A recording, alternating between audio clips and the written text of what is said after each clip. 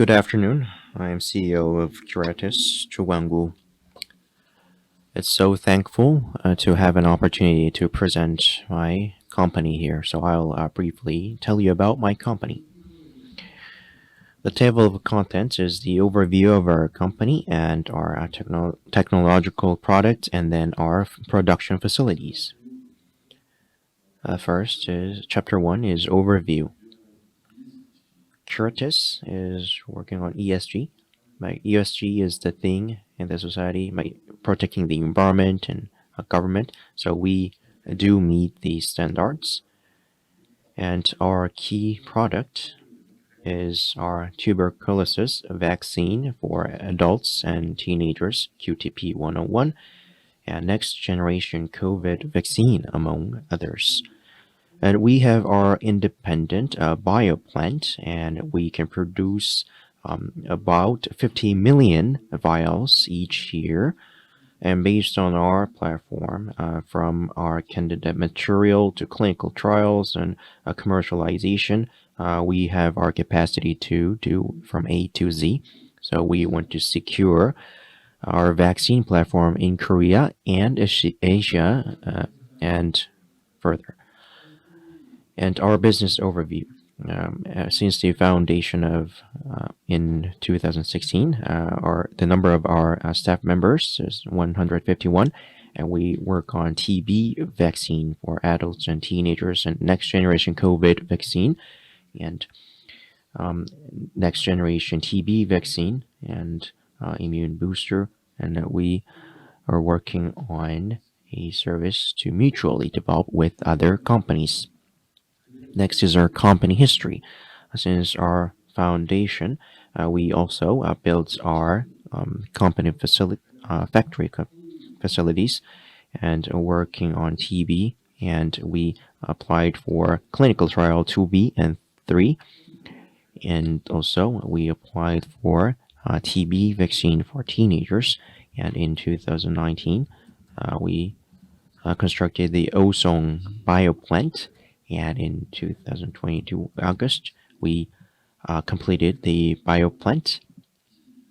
And in 2021, in December, we worked on QTP-101. We applied for licensing of the third trial, and in 2022, we got a GMP certificate for our ozone bioplant. And there's Lukang Orion, the affiliate company in China. We have contracted an MOU of TB vaccine development. And this is our home and abroad network. We're working on various partnership and network with Korean and overseas companies. We have research centers, an International Vaccine Institute, and various overseas businesses and organizations, non-profit organizations, and in Korea, various universities and research institutes, among others. So we are working on various team projects. Next is our product line. So one of our key products is TB vaccine. So I would like to tell you why TB is so serious. Korea ranks number 1 in terms of TB contraction among the OECD members.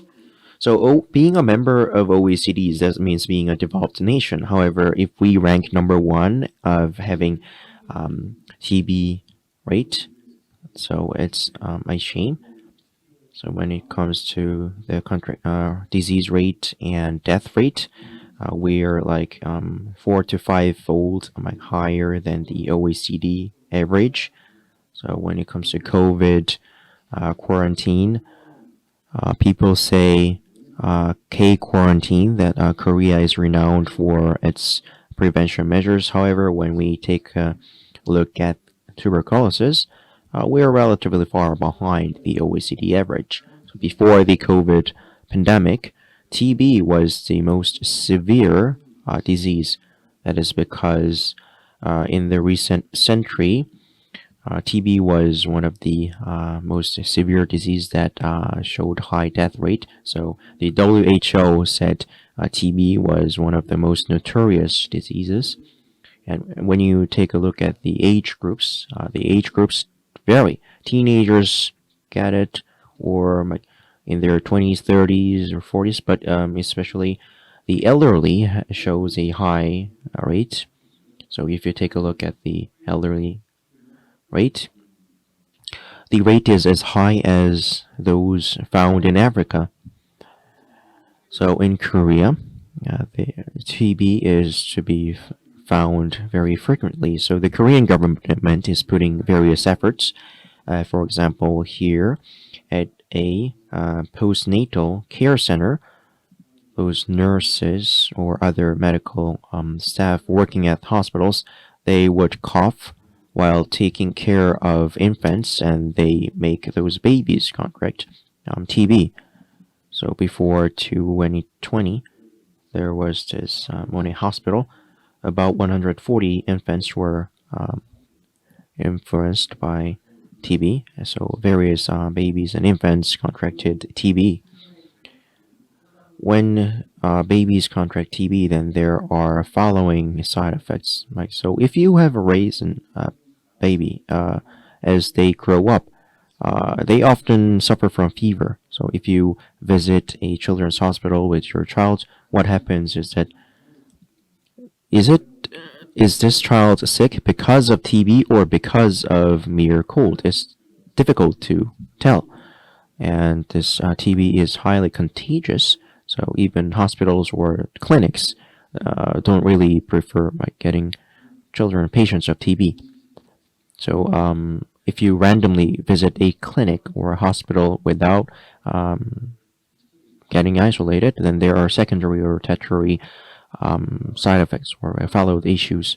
So in the past, there was a case where a TB patient ran away from a hospital and used the public transportation subway and kept coughing. So all the patients got off the subway train and they disinfected the train. So this wasn't reported by news media outlets because this patient was not a ordinary TB patient, but it was a multi inhabitant TB, which is various medication wouldn't work to treat it. So only 3 out of 10 TB patients who have this multi inhibited TB can get perfectly cured. So this has a much higher death rate compared to other types of TB. So they have KFDA. When it comes to this TB vaccination, they put a lot of efforts to come up with a vaccination. So that is the current status quo in Korea. So why do we need vaccines for TB? So far, there is a term called BCG. So the ordinary Korean citizens would have got this BCG vaccination infection in your early childhood. So the history of BCG vaccine is about 100 years, and usually they get vaccinated before the age of 10. So if you get vaccinated after the age of 10, then the efficacy would significantly drop. If you get a TB, then it is possible to treat, but you have to get doses. You need potent antibiotics, like about 10 pills. If you get that potent, then sometimes people would get blind or deaf, or you could have heart issues. So it's highly risky for patients. And that TB treatment always has a high risk of developing super TB due to low adherence. So only 3 out of 10 patients can perfectly cure that treatment because of my resistant bacteria from side effects. Next is QTP 101, my protein fusion vaccine. And it protects our virulence and latency. So it stays latent for decades in your human body, and it would bring you to death. And when it comes to this protein vaccine, in order to increase your immunity, we use immune booster on top of it. So we have used GLA-SE, which is an immune booster. So we can use, compared to live vaccines, we can increase the purity of the dose. And this is the excellence of our immune booster. GSK has this MPL, which is the base material, and MPL and GLA both have an immune booster of a receptor. So in the cells, they have a toll gate. So there's like gate 1, 2, 3, but we touch the fourth gate to raise the immunity, and it's naturally extracted. So as you can see from the slide, there are a lot of my impure byproducts, but we based on this naturally extracted one, we can increase purity of it. And there are various tests to see the immunity and efficacy. And people would say a lot of control groups, and this other conventional ones induce cytokine. However, this one slows it. So if you just put a very small dose, even with a slight dose, you can increase the efficacy by dozens or by hundreds of folds of efficacy. And back in the Obama administration, he signed this contract to produce GLA-SE to fight the pandemic influenza. So thanks to amplifying the efficacy, even with the small dose production, you can cover a mass number of population when you want to vaccinate them. Next is our product line. So a while ago, I just shortly prepared COVID and TB. When you compare the infection rate or death rate or fatality rate, the contraction rate, COVID-19 shows higher rate, but the death rate, TB is higher. And during the COVID-19 pandemic, it had a much stronger social impact. Currently, we are working on mRNA vaccine, and this is a nucleic acid vaccine technology. And there are various, my RNA or my other, my DNA, but we're focusing on RNA. And this information is about ordinary RNA vaccine. And if I would like to elaborate this, the mRNA vaccine is a self-replicating vaccine. Moderna or Pfizer would use one RNA to create one antigen, but we use one antigen to create 5 or even more antigens, so it can self-amplify. That is the key strength and differentiation item.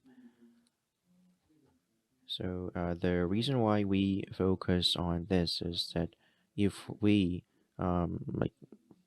plan to compete with Pfizer or Moderna with the same technology, then we wouldn't make it.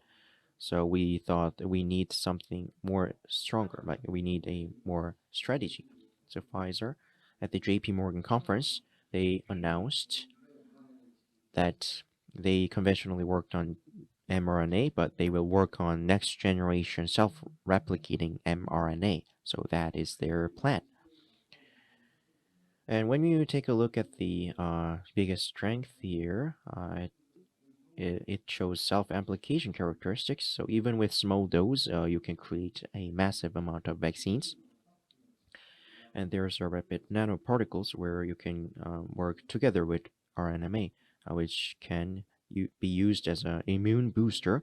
And compared to Pfizer or Moderna, we have a PEG. When you get Pfizer or Moderna vaccines, there are side effects found, and sometimes the worst case is that you would die or have a heart disease.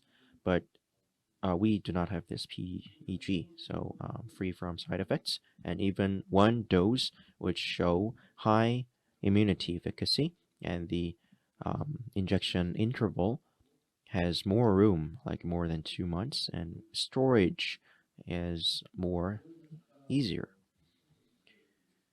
And this is a model table of cell delivery, and we named this lion. And based on this lion, the spike protein coding RNA is delivered to immune cells through LNP technology and create antigens. The LNP technology, Professor Nam Jae-hwan once mentioned that there is no one that can come up with LNP technology. When we founded our company, and since 2017, we put our efforts and designed and began constructing our factory. And the key was that when we come up with TB vaccine, then they are formed with lipid nanoparticles. And like when it comes to producing lipid nanoparticles, we did our best to find a company which produces these nanoparticles, both home and abroad. But we were asking ourselves, why is there no such company who produces this? So since no company produces this, then we have to independently produce this by establishing our own factory. So we did not have any choice. So the biggest reason why we built the factory is that in order to build a factory for mass production of this LNP nanoparticles. Next generation is this one, QTP102, which is a preventive vaccine. So one antigen can simultaneously stimulate dendritic cells and T cells and forms effective immunogenicity. And we are also working on immunogenicity booster. So we can deal with viruses or bacteria, among others. So we're building a platform to do so. Next, as I said, ESG. So our company is focusing on ESG, and we collaborate with global collaborative organizations. And so there is a parasite disease which has got rid of more than 500 million people, and especially in Africa, you would see that a lot of African children have this belly, swollen belly, because of drinking polluted water.